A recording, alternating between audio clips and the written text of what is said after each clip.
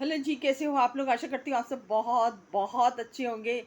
तो कल की रक्षाबंधन आप लोगों की कैसी रही? आशा करती हूँ कि बहुत ही अच्छी रही होगी।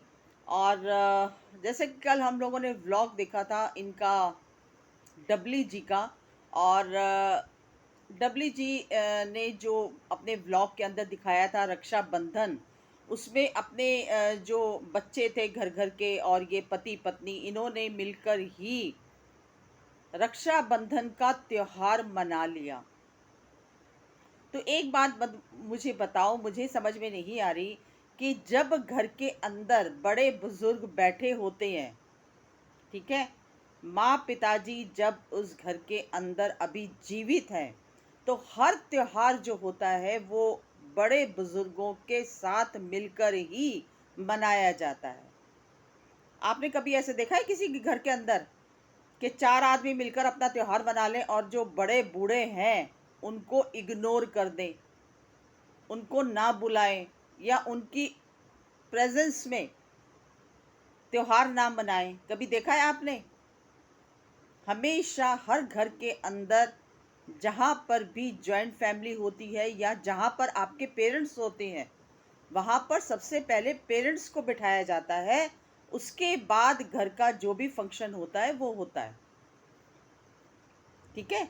और इन लोगों ने क्या किया? इन लोगों ने अपने घर के 4 जो बच्चे, 4-6 जो बच्चे थे वो, पति-पत्नी और उनको बिठाकर रक्षाबंधन का त्योहार मना लिया। तो यहाँ से ये ज़ाहिर होता है कि इनका कोई भी पैचअप नहीं हुआ माता-पिता से। माताजी और जो पिताजी है ना, उनसे कोई पैचअप नहीं हुआ। क्योंकि उसी दिन हम लोगों ने देख लिया था जब वो माँ और पिताजी आए थे और ये लोग किस तरह से उनको इग्नोर कर रहे थे। मतलब वो लोग खुद आए हैं चलकर, ठीक है? यहाँ कहीं पे भी ऐसा नहीं लग रहा कि नहीं माताजी भी आ रही हैं, पिताजी भी आ रही हैं और ये हँस रहे हैं, बोल रहे हैं, मिल रहे हैं, ऐसा कुछ भी नज़र नहीं आया।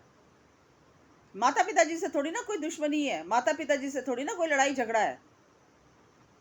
हाँ भाई, ठीक है, अगर वो उसको ले आए हैं जेठानी को, तो ऐसा कौन-सा बड़ा गुनाह कर दिया, कौन-सा पाप कर दिया? कुछ ना कुछ तो उसकी मजबूरी रही होगी ना, तभी तो वो लेकर आए हैं। इतने सालों से तो लेने नहीं गए वो। कोई ना कोई बात होगी ज़रूर, जो कि इन्होंने नहीं बताई। पता नहीं उसने क्या ऐसे धमकी दे दी या क्या ऐसा कर दिया कि जिससे ये बुज़ुर्ग दंपति जो है वो डर गए और वो उसको लेने चले गए। ये भी तो हो सकता है ना? तो यहाँ पर इनका फ़र्ज़ ये बनता था कि ये त्योहार के टाइम पर माँ और पिताजी को बुलाते कि माँ पिताजी, आज रक्षाबंधन का त्योहार है, अगर आप हमारे बीच में बैठेंगे ना तो अच्छा लगेगा, हमें भी अच्छा लगेगा, बच्चों को भी अच्छा लगेगा और हम सब पूरा परिवार मिलकर इस रक्षाबंधन के त्योहार को मनाएंगे। तो ये तो हमें तो, मेरे को तो बिल्कुल भी अच्छा नहीं लगा, क्योंकि हमने तो आज तक अपने परिवार के अंदर ये चीजें नहीं देखी कि बड़े बुजुर्गों को इग्नोर करके, उनको साइड में करके, आप घर के जो 4 आदमी बंदे हैं वो आराम से त्योहार मना लें। सबसे पहले बड़ों को रिस्पेक्ट दी जाती है, बड़ों को बुलाया जाता है। और ऐसी बात भी नहीं है कि इन्होंने बुलाया और वो ना आए हों, ऐसा तो मुझे नहीं लगता बिल्कुल भी, कि नहीं नहीं हम नहीं आएंगे तुम्हारे घर पे। जब वो पहले आ चुके हैं तो क्या रक्षाबंधन पे नहीं आ सकते थे? रक्षाबंधन पे भी तो आ सकते थे ना। अच्छा लगता देखो इनको कि भाई वो खुश होते देखकर। तो ये चीजें भी गलत आप लोग जो दिखा रहे हो वो गलत दिखा रहे हो। वो इसलिए गलत हमें लग रहा है ना क्योंकि आप कुछ बता ही नहीं रहे हो। आप तो कुछ बिल्कुल मुंह में दही जमा कर बैठ गए हो, आप मौन व्रत धारण कर लिया आपने, कुछ बता ही नहीं रहे हो। और सबसे बड़ी बात ये कि सब लोगों ने आपसे कमेंट करके ये पूछा कि माही को क्यों नहीं आपने बुलाया, माही से क्यों नहीं आपने राखी बंधवाई आरुष को, ठीक है? तो यहाँ पर जवाब इन्होंने ये दिया कि हमने तो आरुष को भेजा था राखी बंधवाने के लिए, लेकिन उन्होंने मना कर दिया।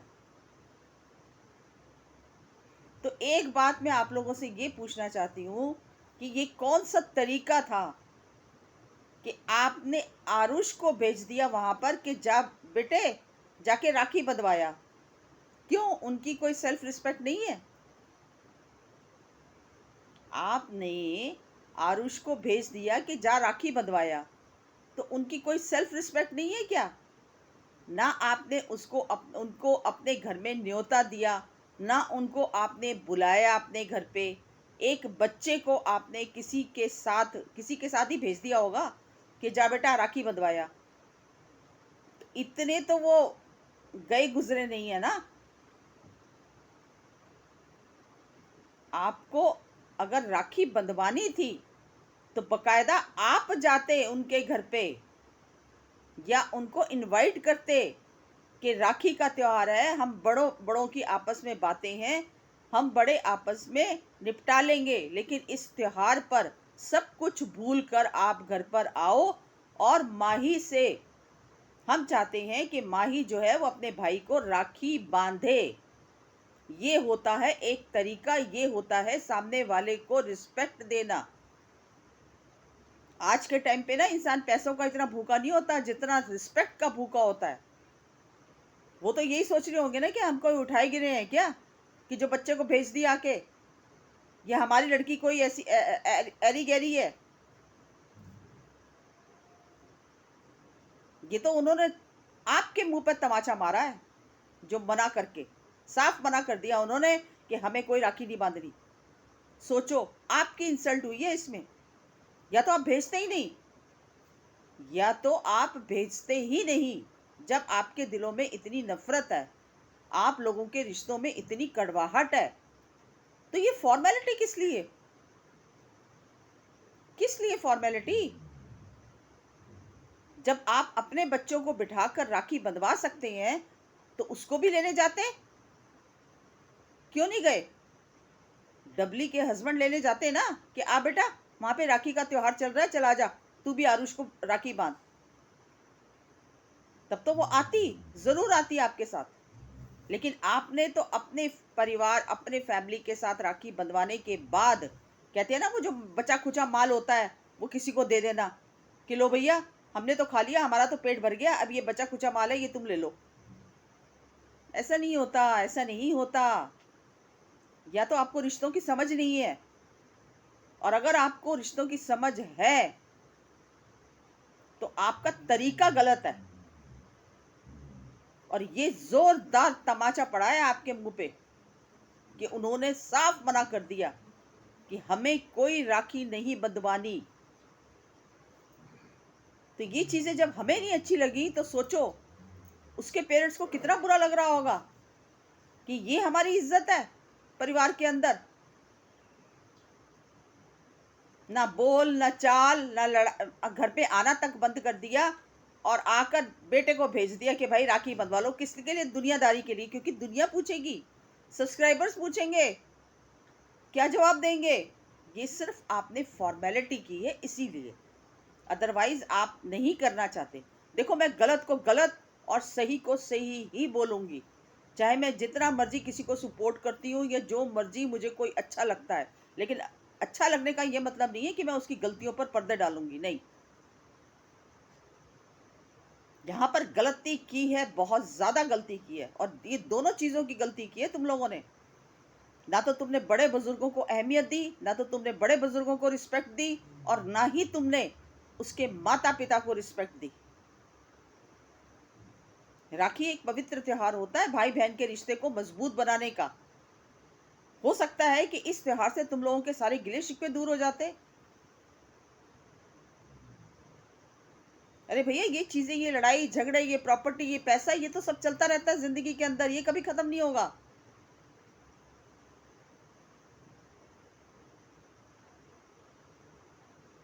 इनकी इतनी अहमियत नहीं होती जितनी रिश्तों की अहमियत होती है। और सबसे बड़ी बात ये, मुझे ये भी अजीब लगी कि आपने वो किस तरह से वो आरुष के ऊपर वो छतरी एम्ब्रेला लगा रखी थी। तो ये भी बड़ा अजीब लग रहा था देखकर, उसको राजा महाराजाओं की तरह बिठा रखा था जैसे। तो इससे क्या होता है ना, इससे ये होता है कि लोगों के मन में चीज़ें, ये मैसेज जाता है कि आप लड़कों को ज़्यादा प्रायोरिटी देते हैं बजाय लड़कियों के। ये जो आपने किया है ना, इससे ये शो होता है कि उसके ऊपर बकायदा छतरी रखी गई है राखी बंधवाते हुए, कि जैसा कोई बहुत बड़ा कोई राजा महाराजाओं का बेटा होता है और वो जो है वो राखी बंधवा रहा है। तो इससे मैसेज यही जाता है, ठीक है। हालांकि ये इंटेंशन आप लोगों की हो या ना हो, मैं ये नहीं कहती, लेकिन इससे जो है ना लोगों के दिमाग में यही चीज़ें आती हैं, और आगे आने वाले आपकी जो बेटियां हैं उनके मन में भी ये चीज़ें पैदा होंगी कि हमारे माँ बाप हमारे भाई को ज़्यादा प्यार करते हैं बजाय हमें, ठीक है। तो ये चीज़ें ना ये दर्शाती हैं। नॉर्मली जैसे सारे बच्चे खड़े थे, राखी बहनें बांध रही थी, तो वैसे वो भी अपने राखी बंधवा लेता। अब ये आपने कंटेंट के लिए किया है तो वो बात अलग है, लेकिन ये जो आपने किया है ना, ये बड़ा ही हास्यप्रद चीज लगी है। हंसी आ रही है इसको देखकर कि माँ जो है वो छतरी लेकर खड़ी हुई है अपने लल्ला के लिए, कि मेरा लल्ला जो है मेरा राजकुमार। इससे ना आपकी बेटियों के ऊपर कहीं ना कहीं जाकर, क्योंकि ये बहुत छोटी एज के अंदर ये चीजें अगर बैठ जाए ना, तो सारी जिंदगी निकलती नहीं है। उन लोगों के मन में यही चीज़ें आएंगी कि माँ हमारी जो है ना वो अपने बेटे को ज़्यादा प्यार करती है, और आज के टाइम पे बेटा और बेटी में कोई फ़र्क नहीं है। हाँ, अगर आप फ़र्क लाना चाहते हैं तो वो आपकी मर्ज़ी, लेकिन आज के टाइम पे इतना बता दूं कि बेटियां बेटों से ज़्यादा बढ़कर हैं। जितना बेटियां ख्याल रखती है ना अपने माँ बाप का, उतना बेटे नहीं करते। बेटे तो वृद्ध आश्रम का रास्ता दिखा देते हैं, और बेटियां आखिरी टाइम तक माँ बाप के साथ होती हैं। बस इतना ही कहना चाहती हूँ।